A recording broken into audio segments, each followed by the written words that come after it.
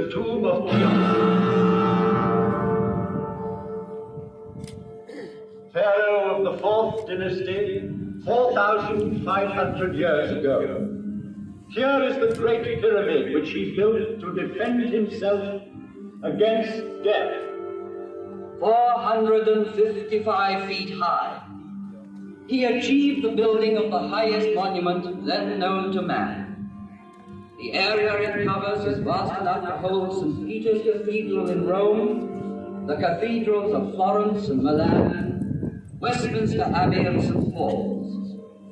3 million blocks of stone, some of them weighing 30 tons, were assembled by Cheops' faithful workmen to achieve this fabulous construction. At the center of it, the pharaoh planned his inner chamber, where his mummy was to lie in splendor for eternity.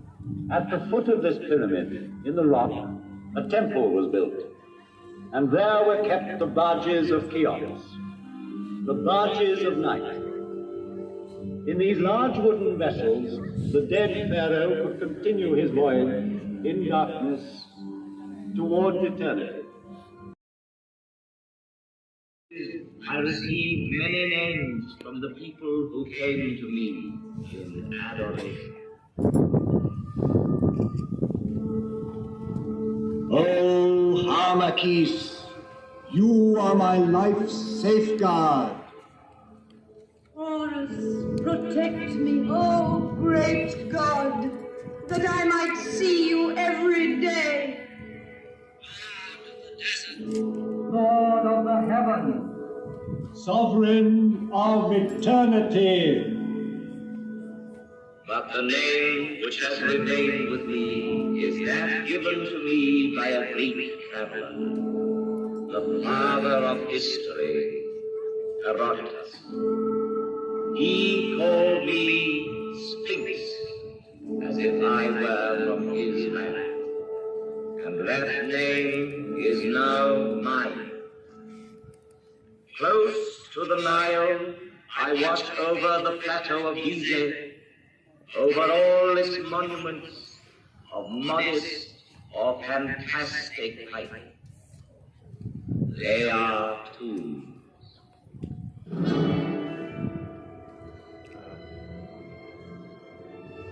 Civilizations are like islands on the ocean of barbarism. Over this one, the Sphinx has gazed and watched for 5,000 years.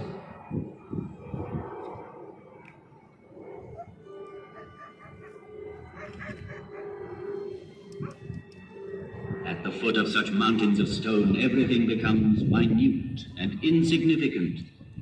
Man is an insect. Yet, it was men who built these massive monuments.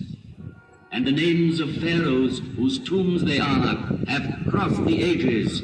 Their glory has defeated time.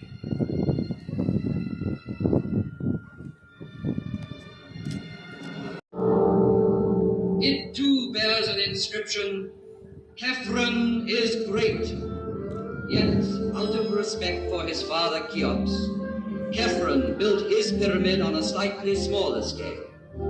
Each side of the base measuring 710 feet, the angle being 52 degrees, it reaches a height of 445 feet. The brilliant covering of polished limestone on the apex originally extended over all four sides, adding to the magnificence of the pyramid.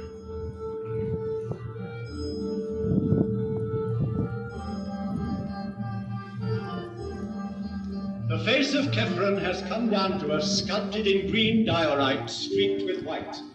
A rare stone he brought back from an expedition. Here he is, close to us, in the guise of the Sphinx, carved in rock near his tomb.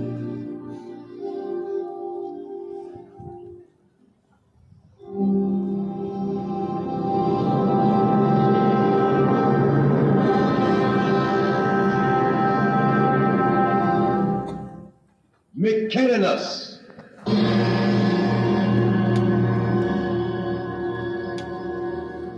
A third monumental tomb was soon to complete this immense funeral site of Gizeh and make it one of the wonders of the world. Though smaller, the Pyramid of Mykerinos is perhaps the most impressive for being the culminating point of a vast design. Having built it, the workmen climbed down from its granite flanks and, laying down their tools, looked up with wonderment.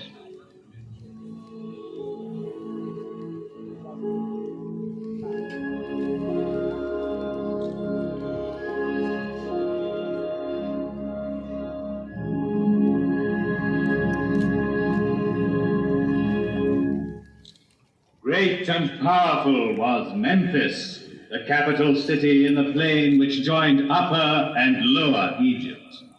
Great and powerful were the pharaohs, who on this side of the Nile built for eternity. Its aim accomplished, the fourth dynasty collapsed.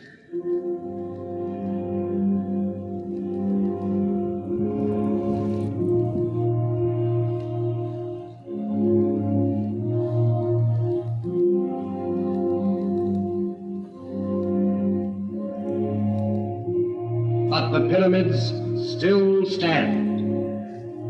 And the inscription on the one that completed the design claims, "Divine is Mykerinos."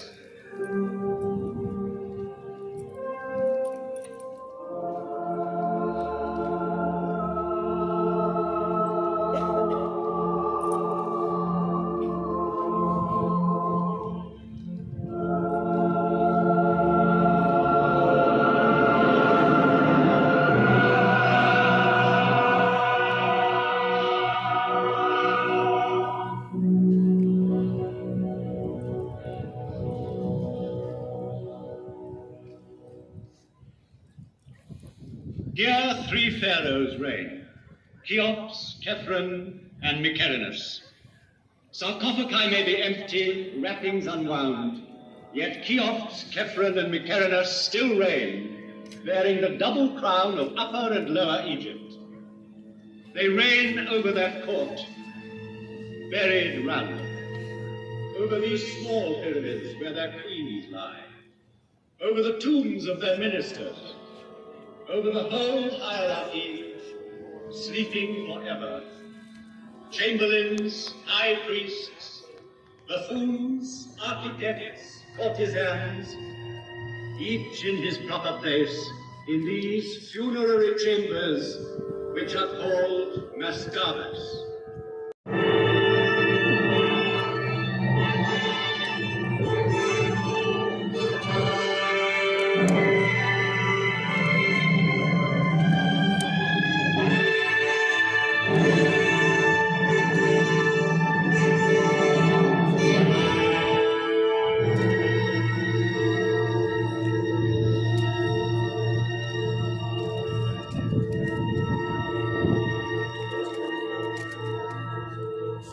You have come tonight to the most fabulous and celebrated place in the world. Here on the plateau of Gizeh stands forever the mightiest of human achievements.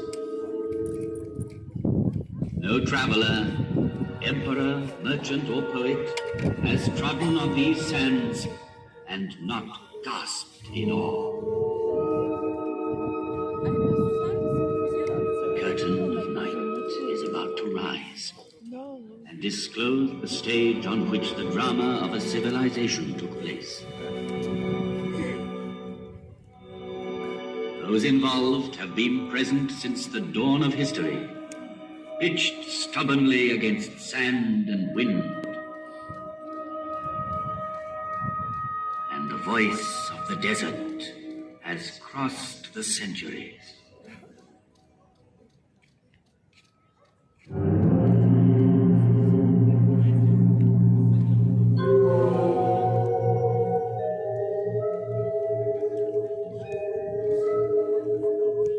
With each new dawn, I see the sun god rise on the far bank of the Nile. His first ray is for my face, which is turned towards him. And for 5,000 years, I have seen all the suns men can remember come up in the sky. I saw the history of Egypt in its first glow, as tomorrow I shall see the east burning with a new flame. I am the faithful warden at the foot of his law. So faithful, so vigilant, so near him that he gave me his face for my own. I am a pharaoh's companion,